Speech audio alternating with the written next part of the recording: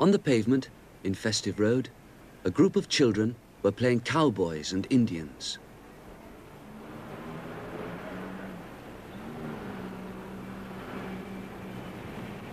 Number 52 is Mr. Benn's house. Mr. Benn was indoors reading a newspaper. He read that a cowboy film was showing at the cinema. Mr. Benn liked cowboy films, and he decided to go and see it.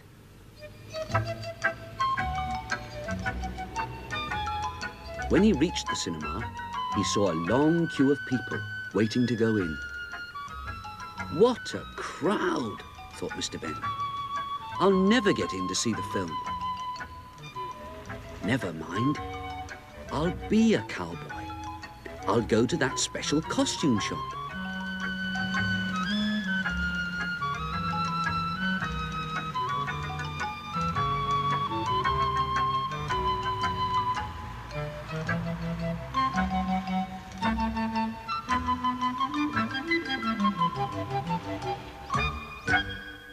Inside the shop, as if by magic, the shopkeeper appeared.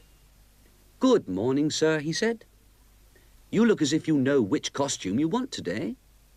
"Yes," said Mr. Benn, "the cowboy outfit." "Certainly, sir," said the shopkeeper. Mr. Benn took the outfit into the fitting room. Inside the room, he changed into the outfit.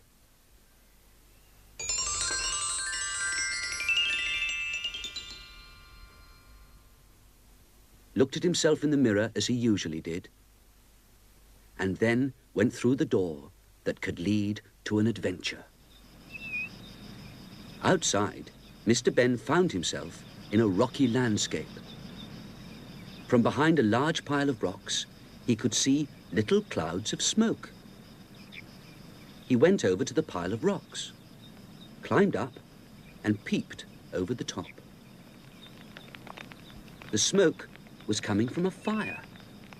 A red Indian was waving a blanket so that the smoke from the fire made different patterns. Smoke signals, thought Mr. Benn, and he looked to see who the Indian was signaling to. In the distance, he saw a town of wooden houses. A cowboy town, thought Mr. Benn. I don't expect the Indian is signaling to them. Then he saw some more little clouds of smoke. They came from a group of Indian tents. Wigwams, the Indians called them.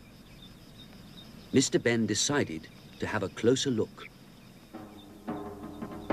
When he reached the village, he kept out of sight behind one of the wigwams. He could hear the sound of drums. Carefully, he looked to see what was happening. He saw a group of Indians dancing round a pole, a totem pole. The totem pole was carved and brightly painted. Mr. Benn looked at it carefully. It was the first one he'd ever seen. Redskins, Redskins will beat the Cowboys today. We'll beat the Cowboys today. The Indians were shouting as they danced. Redskins will beat the Cowboys today. We'll beat the Cowboys today. Redskins, Redskins will beat the Cowboys today. Redskins, Redskins. A war dance, thought Mr. Benn. I must warn the cowboys in the town. Beat the Cowboys today. Redskins, Redskins, Redskins will beat the Cowboys today. Nearby were some horses. Mr. Benn took one and rode off.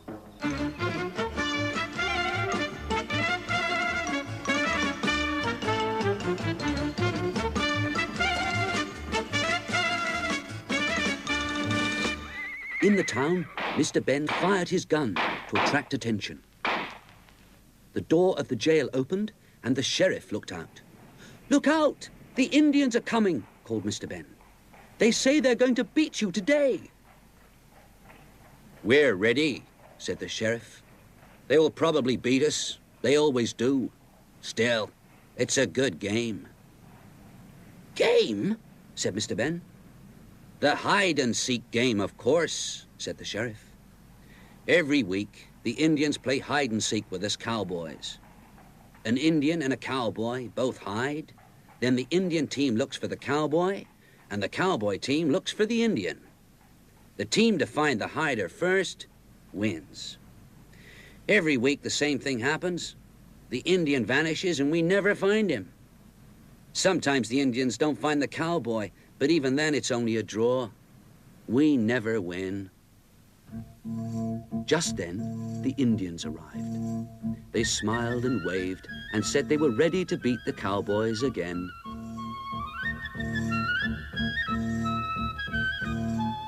"May I play?" asked Mr. Benn. "Sure," said the sheriff. "You can be the man to run off and hide." The two teams lined up opposite each other. At one end stood the Indian chief and the sheriff. They were the judges. At the other end stood Mr. Benn and the Indian who was going to hide. "Ready," called the sheriff. Both teams knelt down and closed their eyes. "Go," said the chief, and Mr. Benn and the Indian ran off to hide. The sheriff and the chief began counting. 1, 2, 3, 4, 5, 6, 7, 8, 9, 10, 11, 12, 13, 14, 15, 16.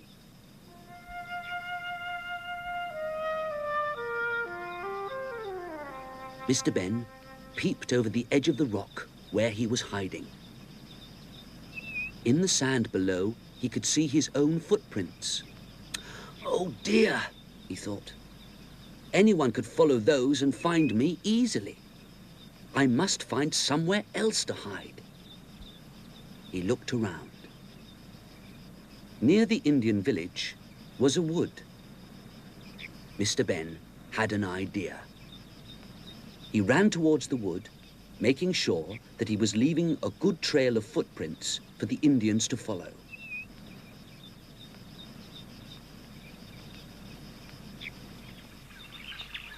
When he reached the wood, he climbed into a tree.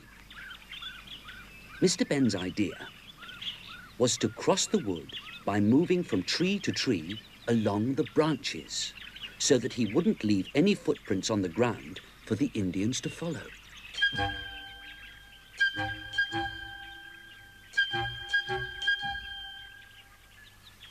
When he reached the other side of the wood, he was very near the wigwams. The next part of the plan was to walk backwards to the wigwams with bare feet. Now it will look as if someone with bare feet has walked from the Indian village to the woods, he thought. The village is the last place they will look for me. Mr. Benn hid in one of the wigwams. Through a slit in the side, he could see the totem pole. It looked even taller than he remembered it. There were the heads, the animals, the fish, the large bird, and the Indian on top. The Indian on top? That wasn't there before. It was an Indian, all right. The Indian who was hiding from the cowboys. 95, Back at the start, the counting had 98, almost finished. 99, 100. The teams rushed off to find Mr. Benn and the Indian.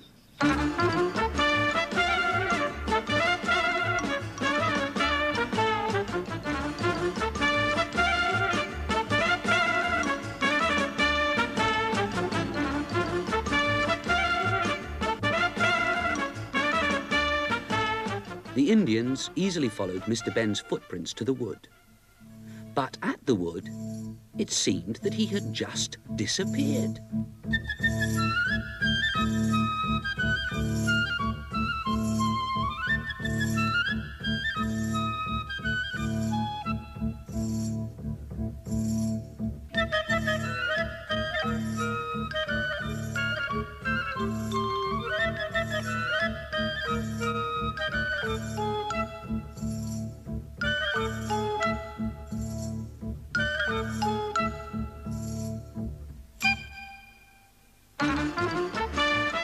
Meanwhile, the cowboys had followed the Indian to the village, but they just couldn't find him anywhere.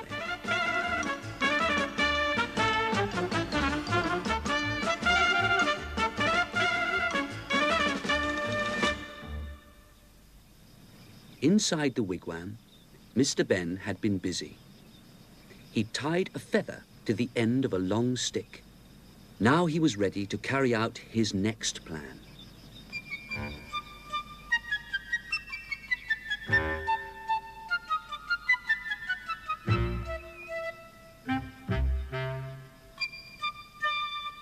Suddenly, from above the cowboys, came a laugh. The cowboys looked up and shouted with delight. They had found the Indian.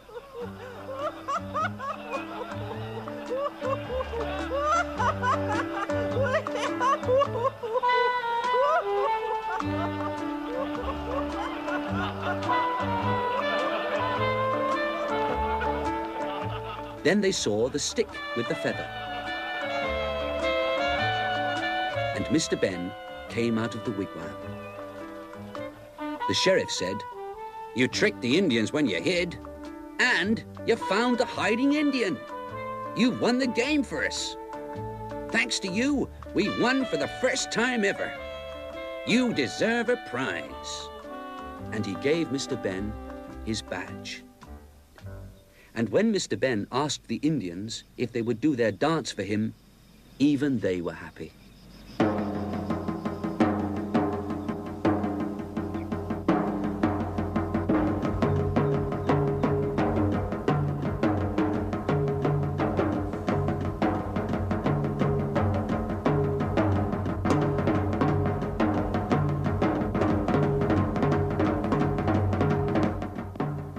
Suddenly, a man appeared.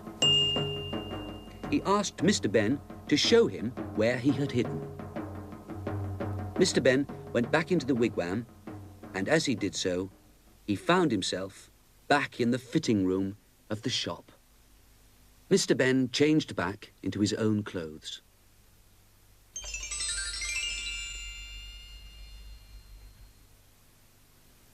He went back into the shop and returned the cowboy outfit. "Thank you," he said to the shopkeeper. "May I keep the sheriff's badge?" "Of course you may, sir. You earned it," said the shopkeeper. Back in Festive Road, the children were now playing hide and seek.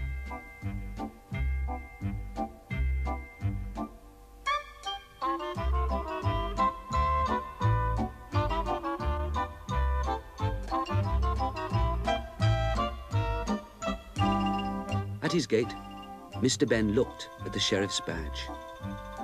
He wouldn't forget that game as long as he had the badge to remind him.